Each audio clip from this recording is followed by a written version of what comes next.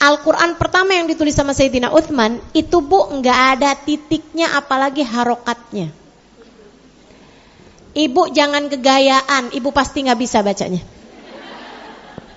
Ustazah kok yakin amat? Saya aja Bu yang belajar 12 tahun di pondok pesantren kagak bisa bacanya. Emang Ustazah pernah ketemu? Pernah. Ibu jangan pikir ibu nggak pernah, saya nggak pernah juga. Di mana Ustazah? Ada di Tashkent. Di mana tuh Tashkent? Sebelahnya Jonggol. Di Uzbekistan ya Bu ya, di Uzbekistan. Di Uzbekistan. Itu ada tuh Quran yang ditulis oleh Sayyidina Uthman bin Affan. Itu Bu Quran Ibu segede berapa ya? 5 meter kali ya. 5 meter kali 3 atau 4 meter gitu. Gede banget. Ini dari karpet yang saya dudukin nih, ini bisa 3 kalinya Qurannya. Gede banget. Dibikin dari kulit. Yang ditulis Sayyidina Uthman itu ada 5 Quran. 5 Quran. Ditaruh di Madinah 1, ditaruh di Mekah 1, kemudian ditaruh di Kufah 1, kalau nggak salah satunya lagi di Mesir, satunya lagi di Tashkent itu teman-teman saudara sekalian. Nah semuanya tuh udah habis. Semuanya udah habis. Kecuali yang di Tashkent itu. Kenapa kok dia bisa masih ada sisa? Nih saya ceritain. Mau saya ceritain?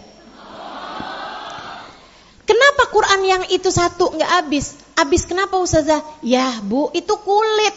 Kulit tuh ya dimakan rayap. Kulit tuh lapuk ibu-ibu sekalian. Jangankan 1400 tahun. Hitungan. Ibu pernah nggak simpen Quran bertahun-tahun nggak dipakai, akhirnya pas ibu lihat udah lapuk? Pernah? Berapa lama tuh umur Qurannya? Paling puluhan tahun Bu, nggak nyampe ratus tahun itu.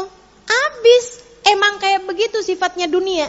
Nah yang jadi aneh malah justru kenapa kok bisa Quran yang sekarang ada di Tashkent itu menjadi satu-satunya Quran yang tersisa. Kenapa?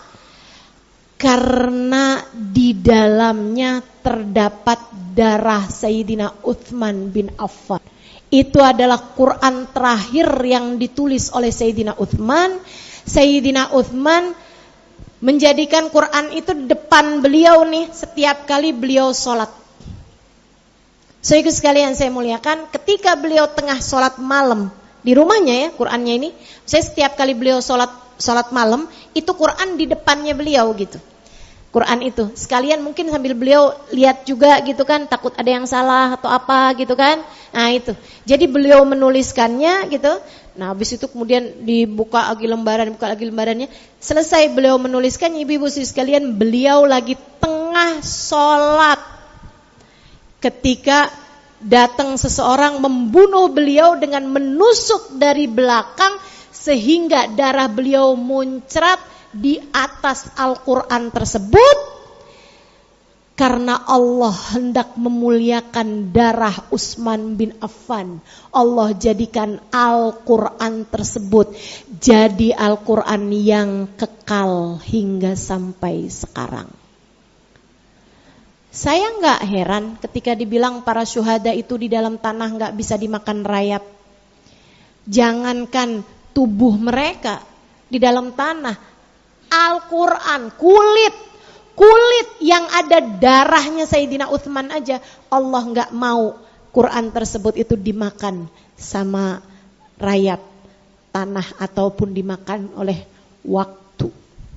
Ia ditetapkan Allah Subhanahu wa taala. Allah tuh muliain para kekasih-kekasihnya luar biasa, teman-teman. Jadi ada orang yang jadi mulia karena Quran. Ada ini lembaran-lembarannya Quran jadi tambah kemuliaannya karena darahnya Sayyidina Uthman bin Affan.